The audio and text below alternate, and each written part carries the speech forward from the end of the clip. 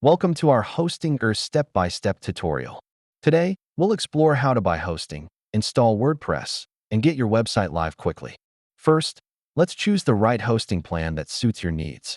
Hostinger offers various options tailored for every type of website. Next, we'll create your Hostinger account and complete your hosting purchase. It's a simple process that will just take a few minutes. Once your account is set up, you'll access your Hostinger control panel, the hub for managing your hosting. Now, let's install WordPress quickly using Hostinger's one-click installer. It's straightforward and user-friendly. After installation, let's configure the basic WordPress settings to ensure your site runs smoothly from the get-go. Choosing the right theme is essential. Let's browse and install a WordPress theme that reflects your brand's personality.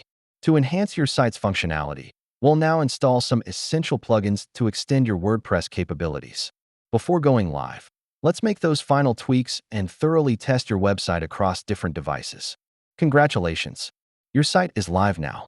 Let's talk about what steps you can take next to promote and grow your online presence.